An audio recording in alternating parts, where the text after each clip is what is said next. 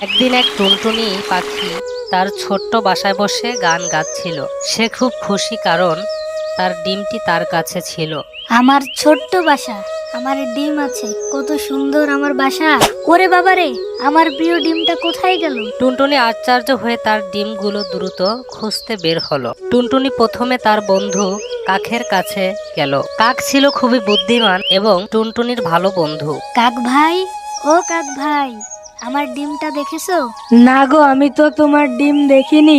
চলো তাহলে দুজনে মিলে তোমার ডিমটি খুঁজে বের করি। দুজন মিলে উঁচু গাছে গিয়ে ডিম খুঁজতে লাগলো, কিন্তু তারা সেখানে কিছুই পেল না। এরপর তারা ময়ূর পাখির কাছে গেল। ময়ূরী আপু, আমার ডিমটা হারিয়ে গেছে, তুমি কি আমার ডিমটা দেখেছো? ও না গো, তোমার ডিমটা আমি দেখিনি।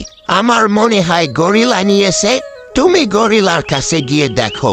জঙ্গলে গিয়ে তারা দুষ্টু গরিলার সাথে দেখা করলো। গরিলাটা খুবই দুষ্টু, কিন্তু সে মজারও বটে। গরিলা ভাইয়া, তুমি কি আমার ডিমটা দেখেছো? হ্যাঁ গো টুনি, আমি তোমার ডিমটা নিয়ে এসেছি। এই নাও তোমার ডিম। ধন্যবাদ ভাই, তুমি আমার অনেক বড় উপকার করলে। তারপর সবাই একসঙ্গে আনন্দ করতে লাগলো।